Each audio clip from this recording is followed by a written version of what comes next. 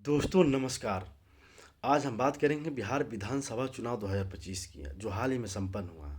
बिहार की जनता के द्वारा जो मैंडेट दिया गया है एनडीए गठबंधन को, 200 प्लस सीटें, जो प्रचंड बहुमत एनडीए को प्राप्त हुआ है। ऐतिहासिक रूप से अगर आप बिहार विधानसभा चुनाव का मूल्यांकन करिएगा, 2-4-5 दशक में बिहार की जनता के द्वारा इतनी बड़ी मैंडेट किसी एक पार्टी को, एक गठबंधन को बिहार की जनता के द्वारा पिछले 2-4-5 दशकों में इस प्रकार के देखने को नहीं मिलेगा। ये तब हुआ है जब बिहार में तीसरा विकल्प भी मजबूती से खड़ा था। जी हाँ, आज हम बात कर रहे हैं प्रशांत किशोर की, जनसुराज की, जो पिछले 3.5 वर्षों से गांव-गांव पूरे बिहार को उन्होंने छान मारा और उन्होंने लगभग 243 सीटों पर अपना कैंडिडेट उतारे थे, जिसमें से कुछ डिस्क्वालीफाई हो गए, एक आध ड्रॉबैक हो गए। लगभग 235 से 38 कैंडिडेट उनके चुनाव में उतरे थे। उनकी जो 3.5 साल मेहनत करने के बाद भी उनको जो सीट प्राप्त हुआ है, जीरो, इस जीरो से हम आश्चर्यचकित नहीं हो रहे हैं, आपको भी नहीं होना चाहिए। परंतु जो उनका कुछ कैंडिडेट थे, ऐसे कुछ कैंडिडेट थे जिनको बिहार विधानसभा चुनाव में इस बार जाना चाहिए था। पता नहीं बिहार की जनता क्या सोची है, उनकी क्या सूझबूझ है। खैर, इतने बड़े लोग, चाहे किसी एक विधानसभा में जो 3, 3.5, 4 लाख जो लोग हैं, उस पर सवाल खड़ा करने की तो कोई वजूद नहीं है। फिर भी सोचने वाली बात है। कुछ कैंडिडेट ऐसे थे जिनको बिहार विधानसभा चुनाव में जाना चाहिए था, चाहे वो जन स्वराज के थे, चाहे महागठबंधन से, चाहे एनडीए के से थे। कुछ कैंडिडेट को जाना चाहिए था जो उचित थे। अगर हम प्रशांत किशोर जी की बात करें तो उनकी उनके कैंडिडेटों की लिस्ट में अगर हम बात करें तो कुछ कैंडिडेट काफ़ी अच्छे थे। अगर हम बात करें प्रोफेसर केसी सिन्हा जी का, तो जो कुम्हरार से लड़े थे, बिहार के बहुत बड़े वकील वाई बी गिरी जी का, वहाँ पे एक सुदीप लांडे करके जो आईपीएस थे, रिजाइन मार के शायद वो भी चुनाव लड़े थे। उनको मुश्किल से कितनी वोट प्राप्त हुई, शायद 7-8 हज़ार या 12-15 हज़ार की इर्द। एक आईपीएस रैंक के व्यक्ति रिजाइन मार के बिहार विधानसभा चुनाव में लड़ रहे हैं, उनको पूरी मैंडेट कितना मिला, 8-10 हज़ार वोट मिल रहा है।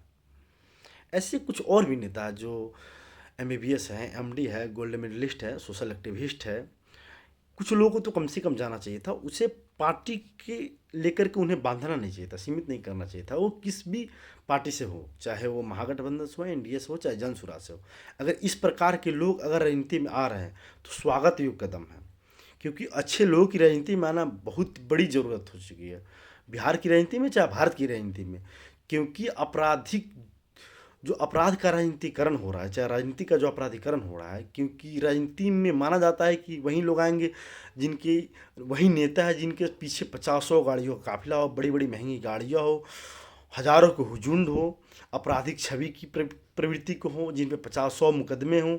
वही माना जाता है कि उनके पास वही विद्या है, वो विद्या उनके पास है जो विधानसभा में और संसद में जा सकते हैं। अर्थात जो वर्तमान में समाज की जो पहचान हो चुका है कि अगर आप विधायक और सांसद तभी बन सकते हैं जो इतनी सारी विधाओं से आप परिपूर्ण हो। क्योंकि इस प्रकार की जो रिजल्ट आई है, इससे तो कहीं ना कहीं यही परिलक्षित हो रहा है कि आप कितने बड़े सफल व्यक्ति हैं, समाज के लिए आपने कितना योगदान दिया, उससे कोई मूल्य नहीं है। आप कितने बड़े अपराधी प्रवृत्ति के हैं, आप पे कितने कितने मुकदमा चल रहे हैं, मर्डर के कितने मुकदमा हैं, जो संलिग्न धाराएं हैं, उस कितने आपके संलिग्न धाराओं में आप संलिप्त हैं, कितने मर्डर में आप संलिप्त हैं, कितने बड़े अपराधी छवि के लोग हैं आप। आपके पीछे जब चलते हैं तो कितनी हज़ार गाड़ियाँ चलती हैं, कितने लोगों के हुजूम हैं। ये सब कहीं ना कहीं राजनीति का जो योग्यता है, ये हो चुका है। बिहार की राजनीति हो चाहे भारत की राजनीति हो, परंतु होना क्या चाहिए था, सबको सोचने वाली बात है कि होना क्या चाहिए था। क्योंकि अगर आप इतने अच्छे अच्छे लोग बिहार की राजनीति में जो प्रशांत किशोर जी ने प्रयोग किया है, मानते हैं 235 में से उन्होंने भी कुछ आपराधिक छवि को दिए, अगर टिकट दिए होंगे तो उनको हराइए, बिल्कुल हराइए। कोई भी व्यक्ति हो अगर आपराधिक पृष्ठभूमि से है तो उनको बिहार विधानसभा चुनाव में, चाहे आप संसद में उनको चुन के भेजने का तो कोई औचित्य ही नहीं बनता। फिर भी कुछ अपराधी बिहार विधानसभा चुनाव में पहुँचे हैं, कुछ की जीत हुई है, कुछ लोग हार भी गए हैं। तो बिल्कुल सोचने वाली बात है, बिल्कुल आत्ममंथन कीजिए, चिंतन करने वाली बात है और देखने वाली बात है कि आप लोग समाज को कहाँ तक ले जाना चाहते हैं, समाज को आप लोग कहाँ देखते हैं।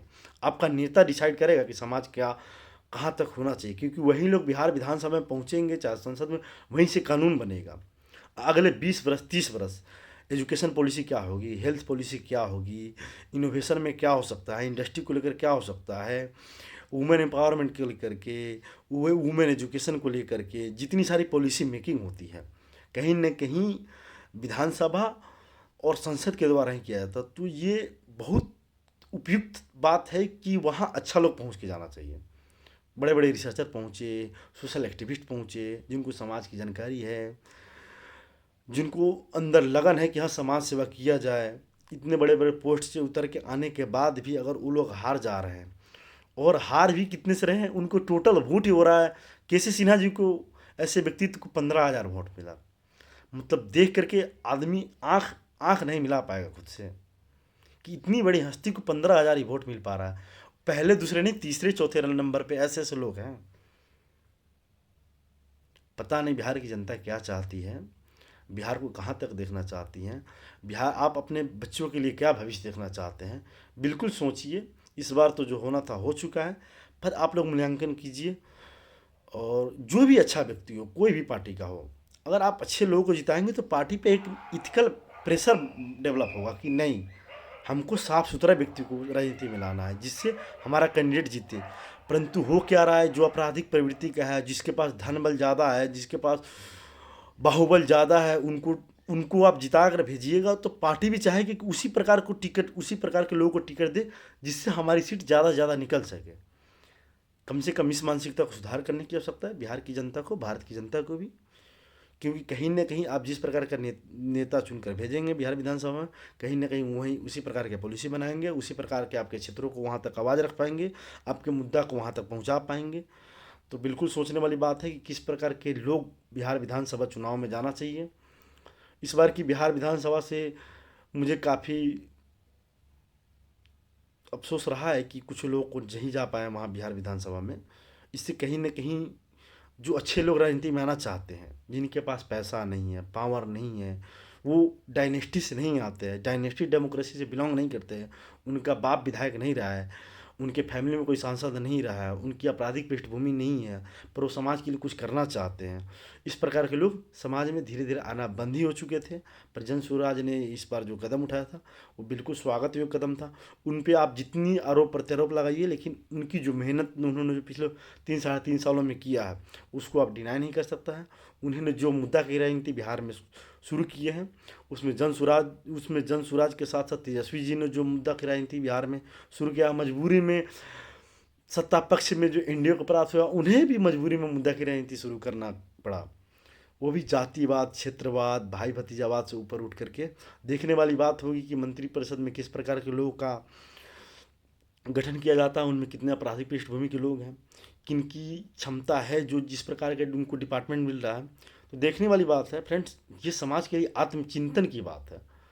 समाज को इन दिमाग में ये क्वेश्चन डालने की बात है कि आप समाज को कहाँ तक ले जाना चाहते हैं, आप अपने बच्चों के भविष्य के लिए क्या कर रहे हैं, क्या करना चाहिए, किस प्रकार के नेता को चुन करके भेजना है। ये सब सोचने वाली बात है, बिल्कुल सोचने वाली बात है। इसमें समाज को, क्योंकि मीडिया तो लगभग बिक ही चुकी है, या तो सत्ता पक्ष या विपक्ष।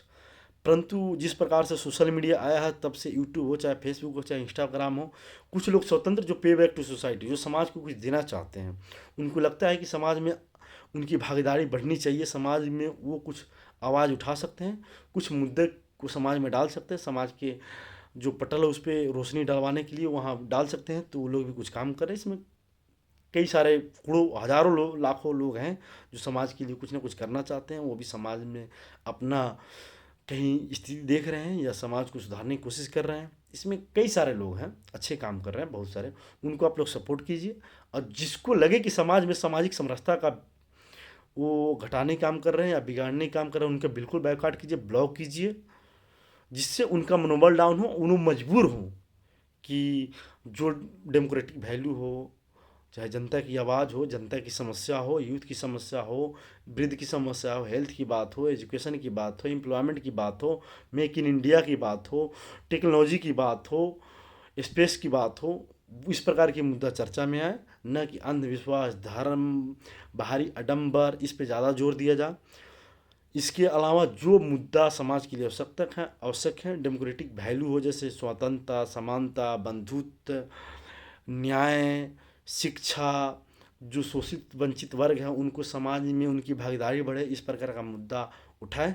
फ्रेंड्स, अपना बहुमूल्य समय निकालने के लिए धन्यवाद। अपना बहुमूल्य समय दिया इसके लिए दिल से की गहराइयों से धन्यवाद। Thank you.